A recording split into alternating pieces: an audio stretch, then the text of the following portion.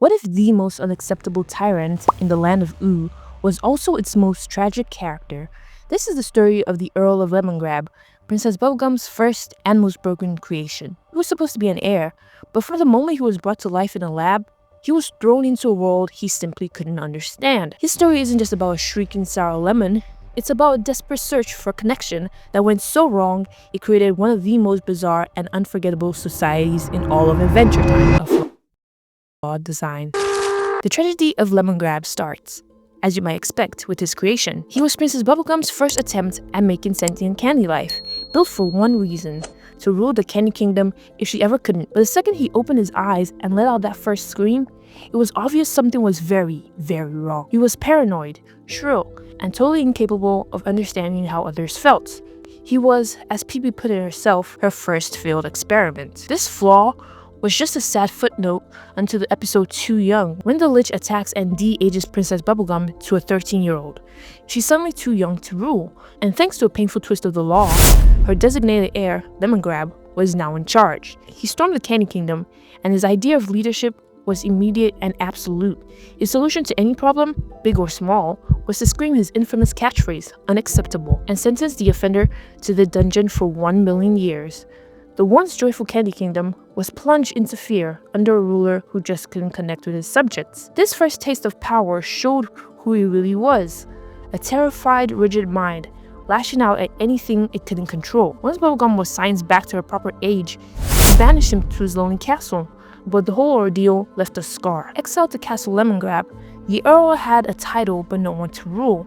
This isolation didn't fix his personality, it just cranked up his biggest problem: a deep, soul-crushing loneliness. Without a purpose, we see just how desperate he's become.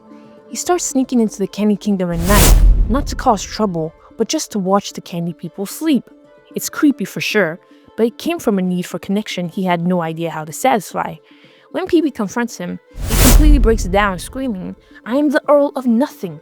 He had a castle but no subjects, no purpose, and zero companionship.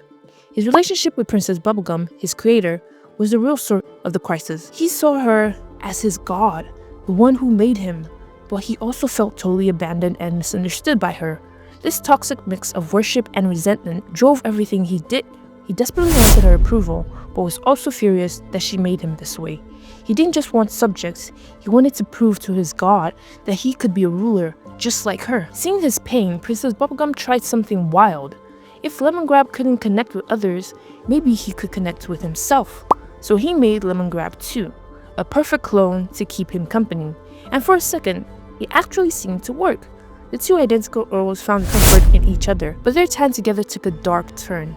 After Bubblegum accidentally left behind the secret formula for creating life, the two Lemongrabs saw their chance. They weren't just going to be Earls anymore, they were going to be creators.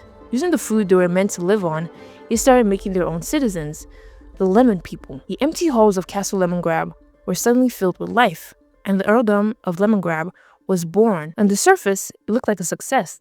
But instead of balancing each other out, the two Earls just amplified their shared paranoia and need for control. The dream of a functional, if weird, society quickly soared as their rule became a twisted imitation of leadership without any of the empathy needed to hold it together. The Earldom of Lemongrab was not a fun place to live. It was a society running on fear. The two Earls, now co-tyrants, enforced their every whim with cruelty. They slapped electric shocks on their lemon citizens to zap anyone who showed a hint of disobedience or worse, individuality. Their rule was absolute, but the real horror was still to come. The two Lemongrabs, once united by loneliness, started to turn on each other. The breaking points came during a fight over a doll they called Lemon Sweets. Instead of pure rage and a desperate lunge for total control, the original Lemongrab did the unthinkable. He cannibalized his own brother, swallowing Lemongrab 2 whole. This grotesque act was the point of no return.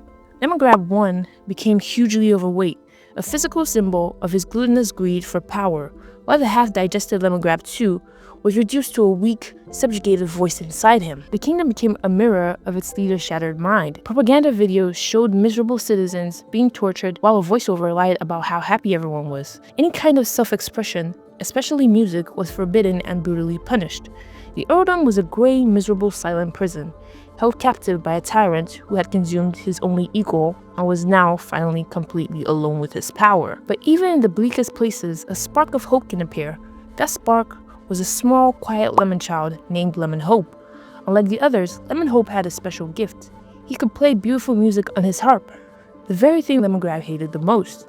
Seen as a threat, he was locked away, but with some help from Princess Bubblegum and Finn, he managed to escape. Lemon Hope's journey was a long one.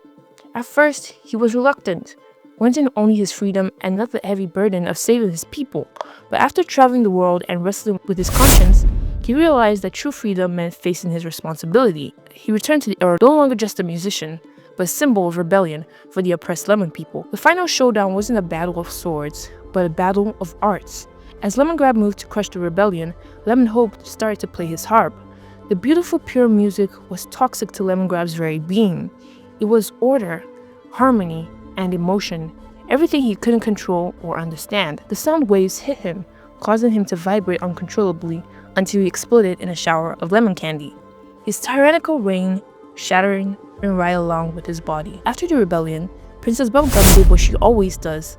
She tried to fix her mistakes. She carefully gathered the exploded pieces of both Lemongrabs and stitched them back together, creating a new, single Earl.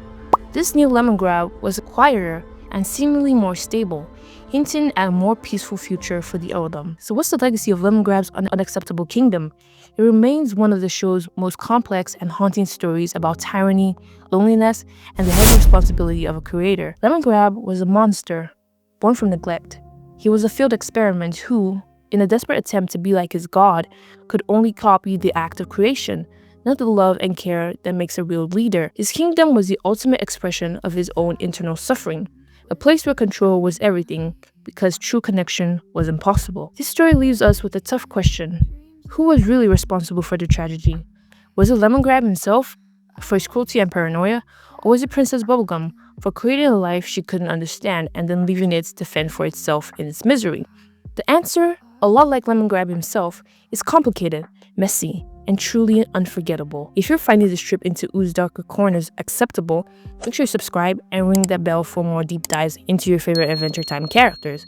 And let us know in the comments which Adventure Time kingdom should we explore next. Till then, and I'll see you in the next timeline.